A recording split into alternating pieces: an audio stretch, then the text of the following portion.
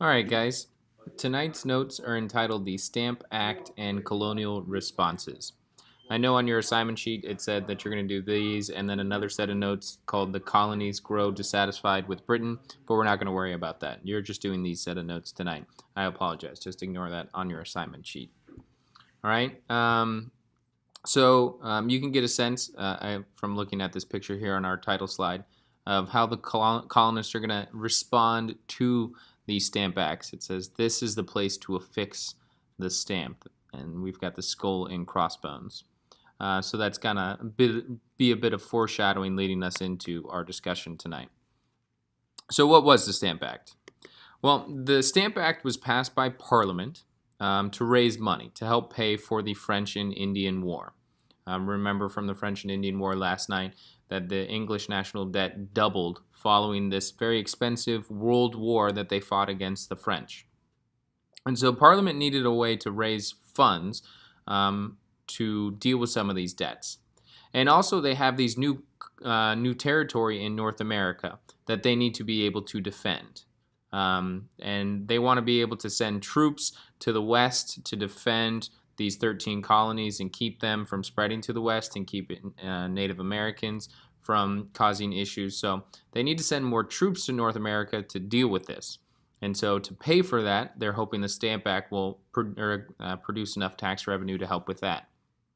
And in their minds, they thought this was going to make sense. They didn't expect the Stamp Act to cause a lot of trouble with the colonists, but we're going to see in a little bit that it really did.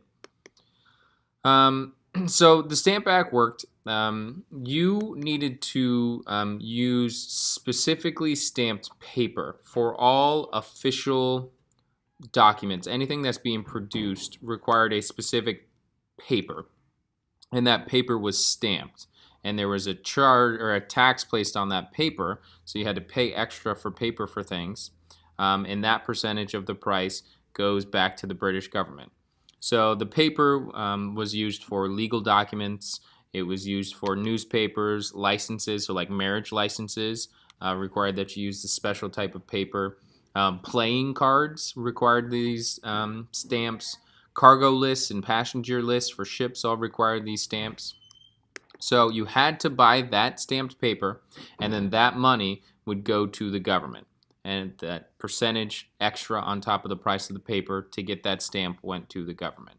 So here's what it looked like. Here's one of these stamps. And you can see this would have been affixed or placed on these officially stamped paper documents. And by purchasing these documents or these papers, you were sending some money back to the British government.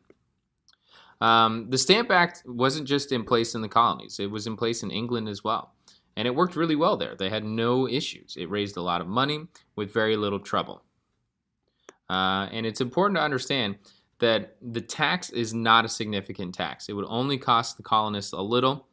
And the way it was set up is that richer colonies are going to end up paying more because they're using more of these official documents, these official papers, than poorer colonies. So it was set up to make sure that poor colonies are not being overwhelmingly burdened.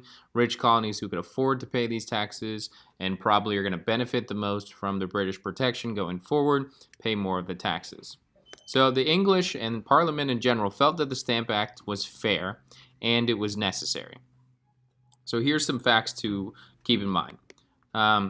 People in England paid 26 times the taxes that the average colonist did.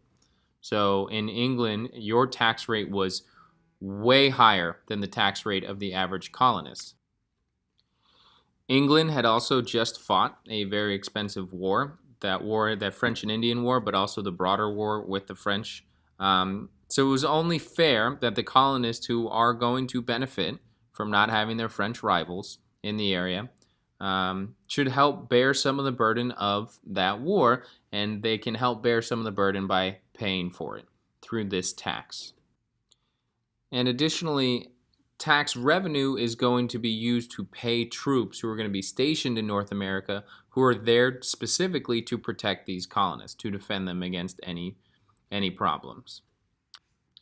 Now let's look at some of the responses that the colonists had to the Stamp Act. And you have two pictures here that can give you a sense of what it's going to be. On the left is a drawing of a stamp collector being tarred and feathered. This was a way to intimidate the tax collector, these stamp collectors. It was a painful, it was an embarrassing event that might happen, and stamp collectors would do pretty much anything, including not their job, to avoid being tarred and feathered. Another way that the colonists tried to scare these stamp collectors, you see on the right, they have a stamp collector hanging in effigy. So they took a dummy and dressed it up like a stamp collector and then hung it from a tree, trying to intimidate the stamp collector, saying this will happen to you. So the colonists are very upset about the Stamp Act. In New England, a group was created that was called the Sons of Liberty. And the purpose of the Sons of Liberty was to rally opposition against the Stamp Act. They organized anti-Stamp Act marches. They called for rallies around the country, and these rallies were centered around a liberty tree.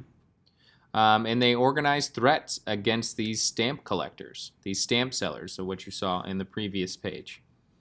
They also encouraged mobs to go and destroy the homes of stamp sellers. Even, I think it was in Massachusetts, the lieutenant governor's home was destroyed by this mob that was riled up by the Sons of Liberty.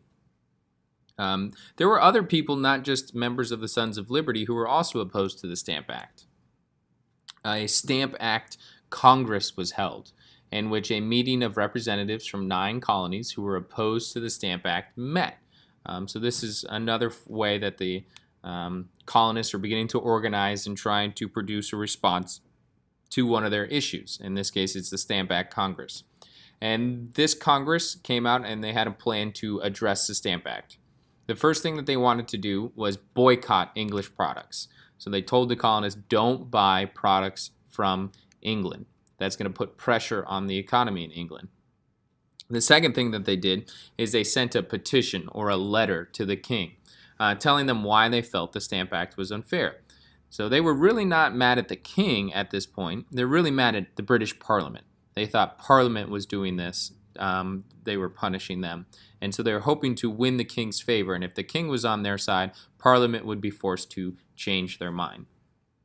And after the Stamp Act Congress, these leaders of these colonies are going to keep in touch. They began to write each other so that they could coordinate.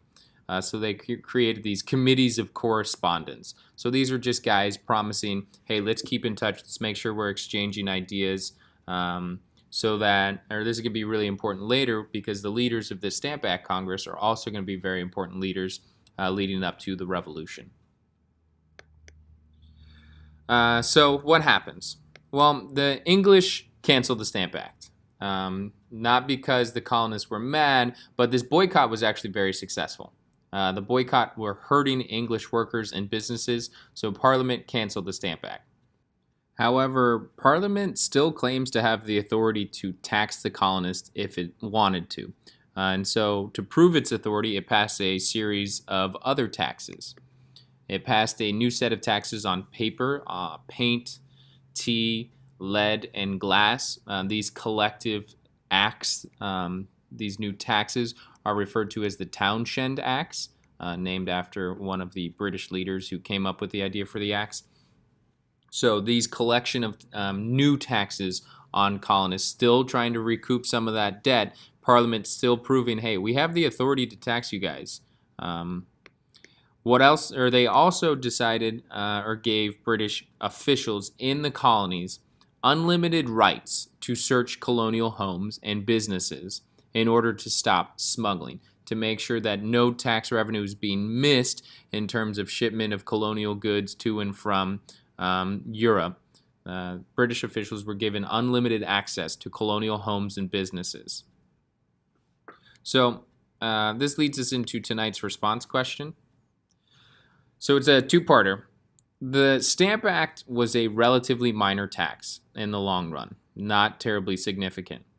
So why were the colonists so upset about the Stamp Act? And leading or following off of that is, do you think the colonists were right to be upset, or were the British right to think that the tax was fair and necessary? Go ahead, type up your responses to those questions, and make sure you print off your notes before class tomorrow.